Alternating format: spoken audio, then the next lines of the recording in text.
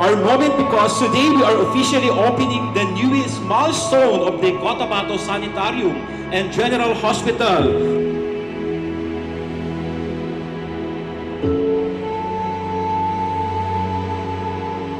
Ang pag-upgrade na ito ay isang mahalagang hakbang patungo sa pagpapalakas ng serbisyong pangkalusugan para sa ating mga kababayan dito sa Cotabato at sa mga karatig na lugar.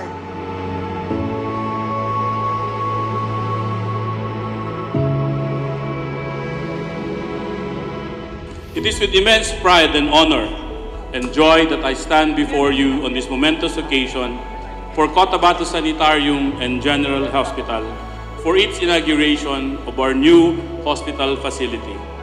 This occasion is a culmination of long hours of planning, dedication, passion, and hard work by an incredible team of medical professionals, ably supported by a band of healthcare workers who dedicate themselves to the betterment of their craft and for the sake of their patients.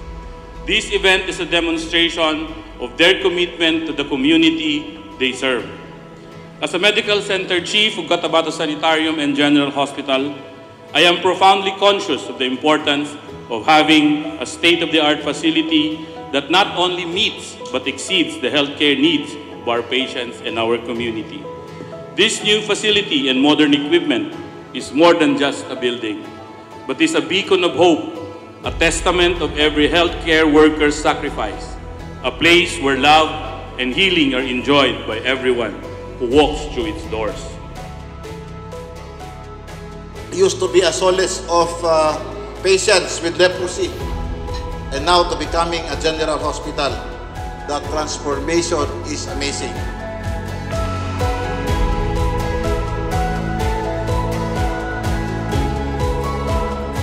Sa pamamagitan ng pagpapaganda ng pasilidad at pagdaragdag ng mga makabagong kagamitan at teknolohiya, mapaglilingkuran ng mas maayos at mas epektibo ang mga nangangailangan. Ito ay hindi lamang isang tagumpay para sa inyo bilang institusyon, kundi pati na rin bilang isang komunidad na patuloy na nagsusumikap para sa pinakamahusay na kalusugan para sa lahat.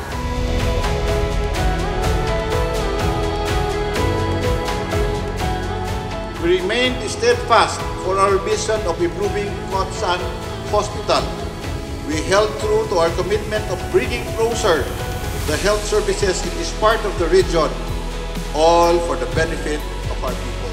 Shifted from being transactional to being transformational, we nurtured the culture of being client-centered and service-oriented organization, which brought forth improved health outcomes and, more importantly, increased customer satisfaction.